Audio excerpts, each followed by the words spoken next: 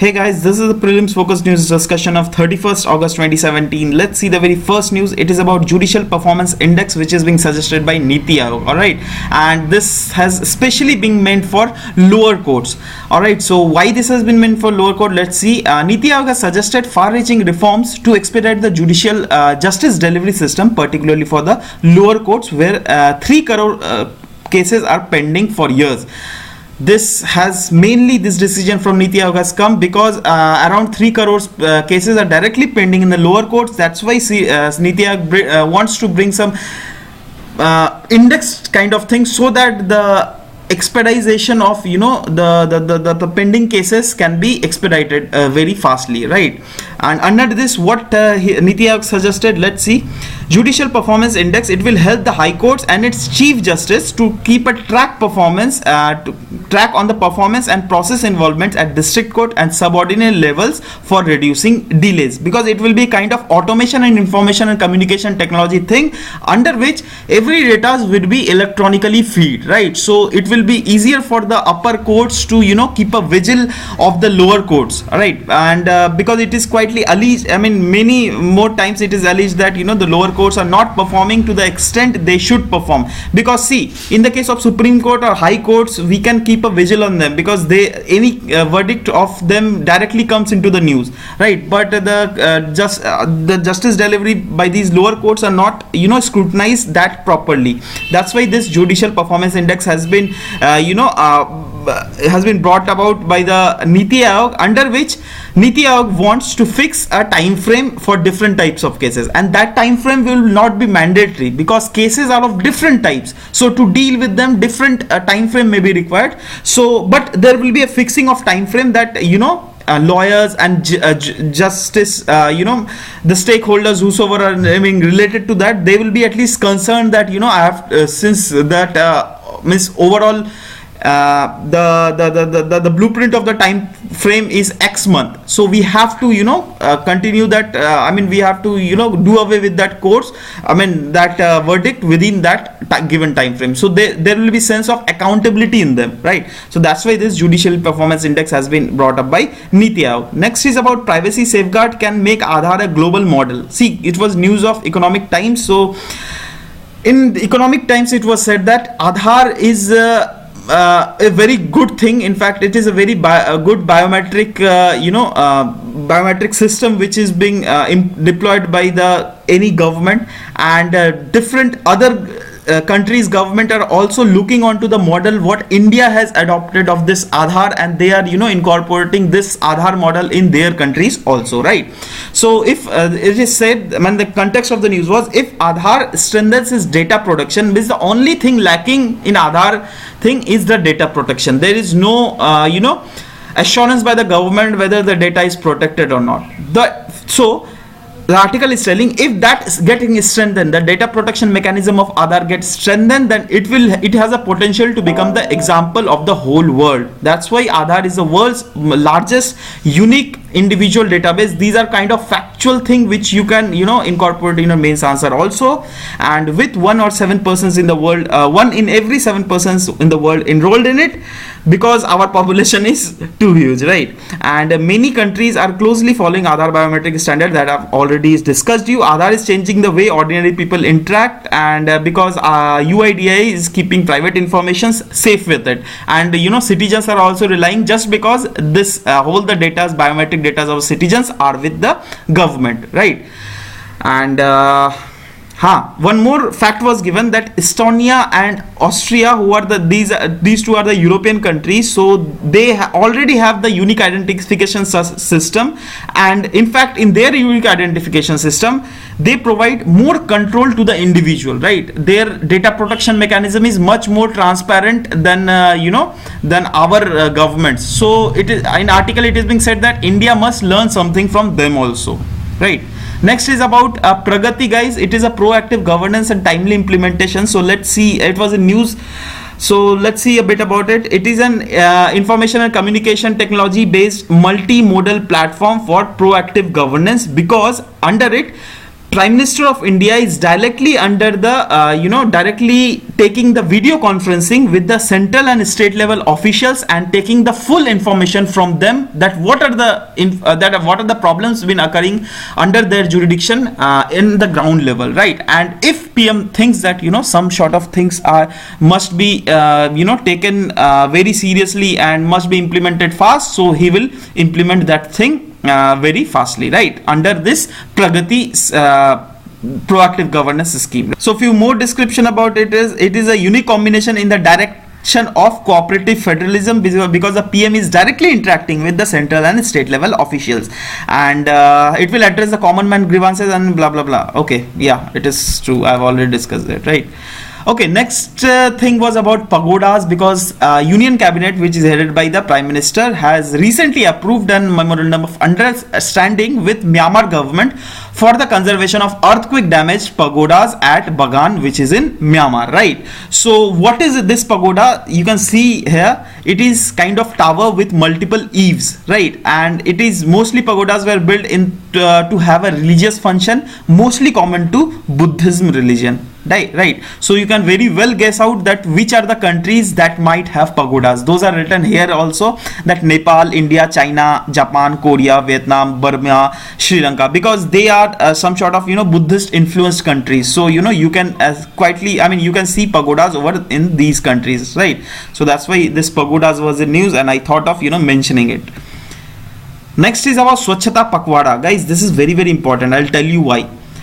Because let's see about specifications of what this Swachhata Pakwada is. See, Swachhata Pakwada is observed by various ministries of the government to achieve the goal of universal sanitation, hygiene and open defecation free India by 2019. Means within 2019 there is a objective of central government is that we need to just fast track this open defecation campaign as well as Swachh Bharat campaign, so that different ministries could directly participate in it, and we different ministries can together come to fulfill this objective of Swachh Bharat mission. That's why this Swachhata Pakwada is observed by different ministries. And in PIB this was in news because this was been organized by petroleum ministries, right? Because they have appointed some sort of slogan writing competition, essay writing competition under them, so that the youth of present generation could come forward to participate in it, and they could know that what is the objective that government want to attain through this Swachh Bharat campaign, right? They if say for example, if I am taking participation in this Swachh Bharat campaign, then I will give in this I'm taking participation in this essay writing competition, so I will go through in Google that what Swachh Bharat campaign is, right? So that I can frame my answers in a better way. So by these kind of competition the participants can get to know that what Swachh Bharat campaign is, and in future they can contribute their bit to successful of this campaign. That's why this has been this Swachhata Pakwada is being organized by various ministries, and this time it was in news because this time performed by Ministry of Petroleum, right? Few more initiative under Swachhata Pakwada scheme which has been organized by other ministries. See, these I'm mentioning because these directly you can incorporate in your mains fodder point, because it will surely going to help you to garner more of number through your competitors whosoever is being writing the mains, right? So let's see about it. It was launched there was a launch of Inter-Gram Panchayat Swachh competition, which is based on the parameters like cleanliness of government installations, household, streets and waste management, cleanliness come awareness drive at Swachh iconic places like Kamakhya temple, which is in Assam, Golden Temple, which is in Punjab, and etc. And installation of sanitary napkin vending machines in schools, distribution of hygienic kits and sanitary napkins to rural, unprivileged and differently abled girls. And cleanly hackathon, cleanathon Himalayas was also one of the initiative under the Swachhata Pakwada scheme, which has aimed to clean the river Ganga and its sources by collecting garbage from different reaches of glaciers and its tributaries. And also there was other initiative for the successful of this Swachhata Pakwada by making children with special needs and eminent sports person as a brand ambassador, spreading awareness about Swachh Bharat mission, right? Next is about Atal Pension Yojana. Guys, we have already discussed this many times, but again let's see, because this was a news. First of all, I'll tell you, because there was total of 62 lakh enrollment under this Atal Pension Yojana. That's why this was the news. So it is being basically administered by Pension Fund Regulatory and Development Authority, that is PFRDA, and it is targeted for the unorganized sector. Under it, if say for example you can also take participated in, if you are directly situated, directly connected in unorganized sector. So what you can do is you can fill up the premium from 1,000 to 5,000 rupees per month to this scheme, under this scheme, and the government will also co-contribute 50% of the subscriber contribution. But there is a condition, there is a catch, that government will maximum contribute 1,000 rupees only. Means, I'm giving you example. Say for example you're giving a premium of 1,000 rupees, then government will pay 50% of it, that is 500 rupees. All right. Say if you are giving the premium of 2,000 rupees, then government will pay 1,000 rupees. Right. Now if you are giving the premium of say 4,000 rupees, then government should pay from this 50%, government should pay 2,000, but government will not pay. Government will maximum pay only 1,000 premium. Right. So this was about this Atal Pension Yojana in brief. Next is IRNSS 1H. Guys, it was a news that IRNSS 1A's rubidium atomic clock has stopped functioning. That's why ISRO is sending IRNSS 1H through this PSLV C39, right? So it will basically augment the existing 7 satellites of Navik constellation, because one IRNSS 1A has been failed, right? Its atomic clock has been stopped working. So IRNSS is an independent regional navigation system developed by India. Means it is an indigenous GPS system on par with US GPS. Means it will do the functions like what US the global positioning system of US is giving us, right?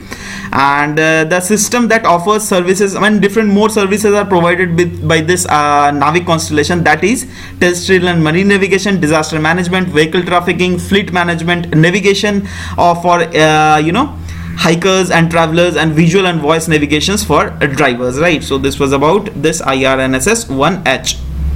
Next is, dosto, this is very important news actually, because RBI report has came, in which RBI has said as 99% of the demonetized note has been returned, right?